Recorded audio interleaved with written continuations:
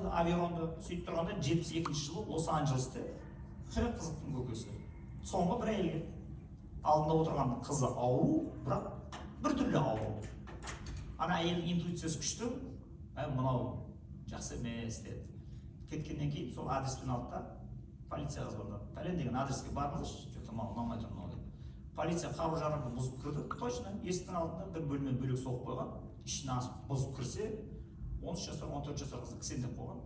Арқанда отыр, далаға шыға алмайды, есік терезені бәрін жауып тастаған. Қатты тамақ жемегеннен тістері өсіп жиған, андай кішкентай. Отыра беріп, жамбас сүйектерінің бәрі майысып кеткен, жүре алмайды тік. Содан анам көрді, шошыды, мынау не сұмдық деп. Сөйтсе әкесі Вьетнамда соғысып келген, бірдеңе шизофрениямен ауырады. 2 жасында кино көріп отқанда қыз жылаған. Кино көріп отыр, мен мешать етіп жатыр дегенде, қызды қамаған. Содан 15 жыл сол қызы соның ішінде жалғыз отыра сөйлеп тамақ ішіп алды. Сол бір рет шешесі пособие алатын кезде ана алып келген. Сөйдім, бұл ұсталып қалды. Сонымен ол өзін өзі аты өліп қалды да, әкесі, шешесі соттап еді, бір бәле қылды. Сонымен Джейниді алып келді да, интернатқа өткізді. Енді айтты, все болды. Енді мынаны қайтадан адам айналды. Уже екінші авион адамзаттың қолына түскен. Енді итар, бұдан 100 жыл бұрын, 150 жыл бұрын ғылымның нашарлығына күш жетпеді. Біз енді ғылымды қолға ұстап тұрмыз. Микроскоп бар, нейробиология бар. Неға кіре аламыз? Что там, давай. Джейниді алды дағыны зырылдатты. Аяғында шығарды, гимнастикада қалып барды, тісі өсті, тісін әдемі қылды оның, прическа жасады оған, бәрін үйретті. Бірақ нәрсе үйрен алмады. Тура авион сияқты бұл мән-мағына әлеміне кіре алмады. Сөз әлемі, сөз құдіреті бұған жабық.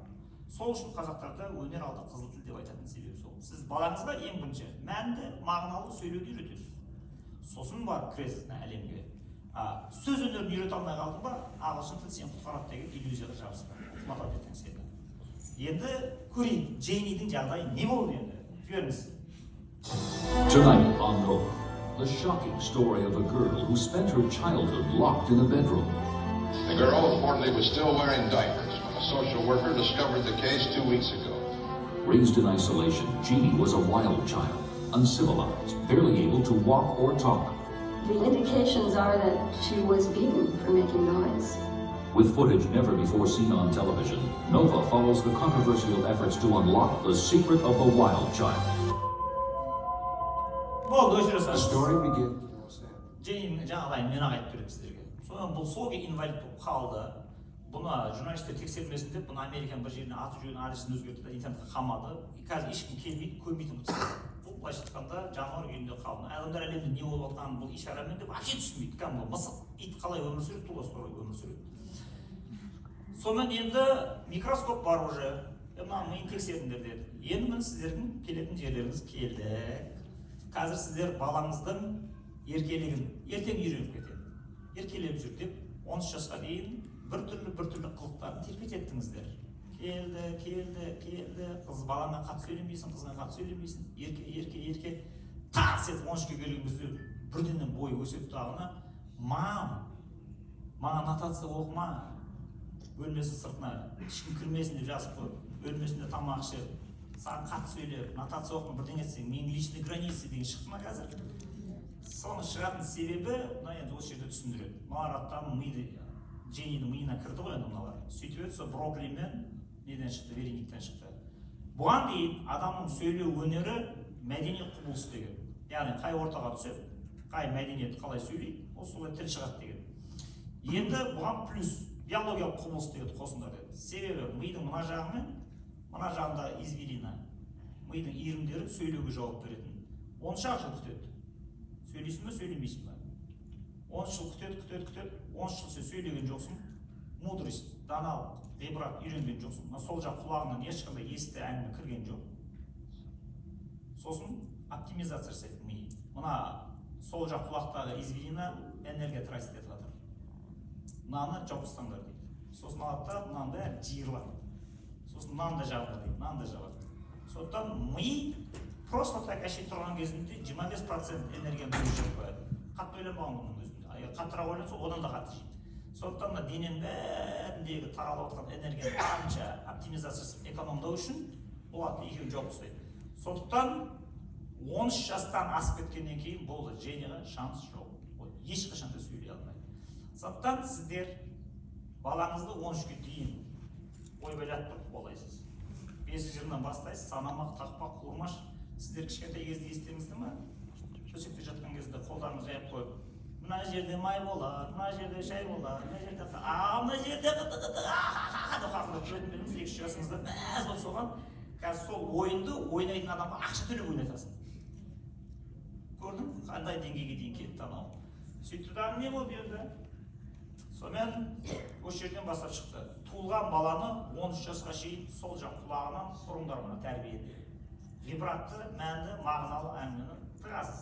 Енді сіздер ойбай оны қайдан алады деп отырсыздар ғой, қазір шешіп қойған бұл мәселені. Сіздерге мен оптимизмді алып келе жатырмын, пессимизмді түсіп кетпеңіздер. Енді эссенцияға қатысты екінші бір әңгіме 92 жылы болды. Украинада халық санағы жүріп жатқанда бір хуторға келді адамдар. Келіп қараса, есіктің алдында ит тұр адам бейнесінде. О, құданың құдіреті. Адам кәдімгі 17 жасар. Натуральный ит анау еді. Енді ол нағыз түреді, көрейікші мына қараңыздар, қандай болады екен. Жіберіңіз.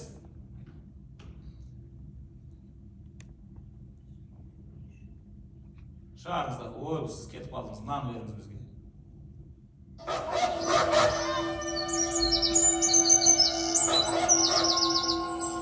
At first, this looks like some kind of strange hoax. Ukrainian girl Oksana Malaya running, jumping, eating and barking just like a dog. But this is no fraud. Oksana's behaviour is the result of the most cruel childhood neglect. Her parents were alcoholics, and one night, too drunk to care, they left their infant daughter outside in the cold. Looking for warmth, Oksana crawled into the farm kennel. Curling up with the mongrel dogs probably saved her life. For the next 6 years, from the age of 3 to 8, the kennel was Oksana's home, and the dogs her family. She had very little human contact. Oksana tiri, Ukrainada, әлі Киевтің жанында бір ат бағатын заводта аттарға жем береді. Арасында сөйлеп тұрады, кеп тұрады. Бірақ бұл қалай итке айналып кетті. Нағыз адамша сөйлеп тұр. Себебі 5 жасына шейін адамдардың арасында өскен. Бұның әкесі ажырасып алқаш болып кетіп қалады тағына, сосын шешесі біреумен любовникпен арашы еді. Ішіп отырады да, мас болғаннан кейін давай ойнап білейік дейді. Бала мешать етіп жатыр дейді, онда қуып жібереді. Сонымен январдың қақаған аязында бұны далаға шығарып жібереді. Содан бұл Оксана еңбектеп барады да иттің ұясына кіріп кетеді. Ит бұны бауырына басады да, ит асырайды да, тамақты бөліп жейді. Содан иттің ұясында 7-8 жыл жатқанда Оксананың эссенциясы жоқ. Көрдіңіздер ма? Иттің эссенциясы. Оксанадан итке ештеңе өтпейді, бірақ иттен өтіп кете беретін жаққа. Сөйтіп зырр етіп мына ішіне кіріп алады да, Оксананың натуральный ит болып шыға келеді. Содан бұны емдеді, үйтті, алғашқы әкеліп интернетте отырғанда вообще шошып кетті олар. Алдына бірінші, екінші, төртінші компот тамағын қойып еді. Табақты алды, сорпа, компот бәрін аударып жіберді. Вилка қасық лақтырып жіберді, тілмен ішті олар, лақтырды. Содан бұны зорға дегенде қасықпен, шаншықпен тамақ ішетін әрең дегенде үйретті. Қайтадан бұл туалетке шығарды, пижама кигізді. Бірақ қазіргі дейін ашуланған кезінде ит сияқты қауіп болады, қасында отырған адам. Сонымен Оксана жартылай ит, жартылай адам күйінде қалды.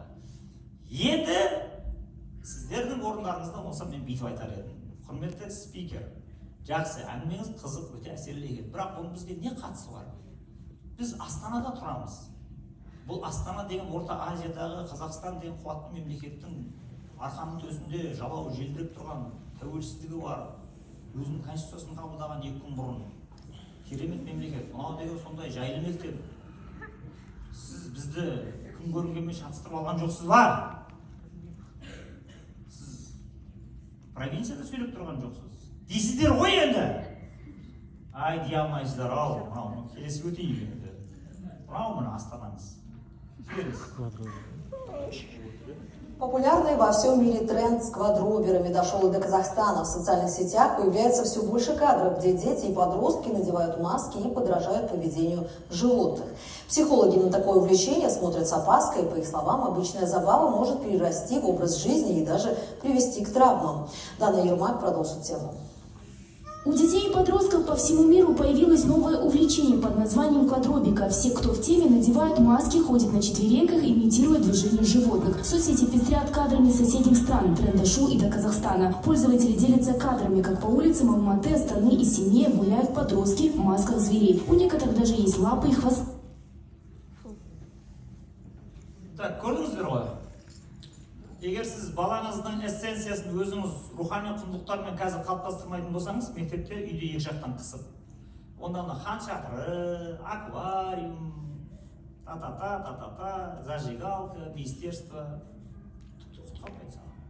Мына ағылшын тіл мектебі, орыс мектебі біреу көмектеспейді. Бағана айтылды осы. 21 ғасырды қуыс кеуде ғасыры деп айтады. Сіз қуыс кеудеге қай эссенция өтеді, сіздің балаңыз сол жасақтайды әне жерден. Сондықтан мынауыңыз келіп алды. Енді сіз ертең маған ренжіп жүрмеңіз. Егер балаңыз, қызыңыз аяқ астынан педофил болып кетсе, я болмаса сексуальная ориентация өзгеріп кетсе, я гей болып жатса, я лесби болып жатса, по крайней мере, жоқ дегенде ЛГБТ-ның оранжевый флагын алып үйіңізге қадап қойып, бұларды тепе-тепе болады деп соғатын болса, сол жүрегі ұстап қалмасын ана жерде. Не үшін? Себебі сіздің балаңыздың сол жақ құлағынан, сіздің ғибратты, мәнді, мағыналы әңгімеңіз кіріп жатқан жоқ. Оған телефон арқылы ана западно-либеральный ценности деген естіп кетіңіздер, соның бәрі зырлап кіріп жатыр. Егер сол кіретін болса, қайтып шығара алмайсыз. Ақсана сияқты. Кетті сонымен. Тоқтай қала алмайсың. Өйткені 13-ке дейін ғана уақытың бар сенің ана жерде. Барын айтпай ойбайлап жатқан себебі сол ана жерде. Енді бір мәселе бар, жақсы. Бұны түсіндірдім. Түсіндім, сақтыққа отырсыздар. Енді бір мәселе. Құрметті спикер, сіз сияқты Астанада бізге мынандай ақыл айтқыштар келеді. Келетті қазақ тілі, ләләлә, қазақ тәрбие дейді. Хо-хо, өзінің баласын ұялына қызырмай, еще подпорный бізден жасырып, американский мектепке беріп қойыпты. Өзінің баласын ағылшынша оқиды, үшеумізді қазақша оқытпақшы. Вот хитрец. Өзінің баласы орысша сөйлейді, баласы біраз қазақша білмейді, әкесінің жазған қазақша кітабын оқи алмайды, еще бізге ақыл айтады. Дейсіздер ғой енді? Менің де балам Астанада тұрады, бұл жерде. 5-6 мен 7 баламның қазір екеуі студент, қалған бәрі қолда тұр қазір. Так, олар жылда біріншіден олардың қолда сотқа жоқ, мен ақ болған. Екіншіден, каникулға шыққан бойда маусым айының 10 күні олар менімен бірге зыр рет Шымкенттегі бос қалып кеткен, әке-шешеміз өлгеннен кейін құлталып қалып тұрған адам жоқ үшін тұратын. Қара шаңыраққа барып.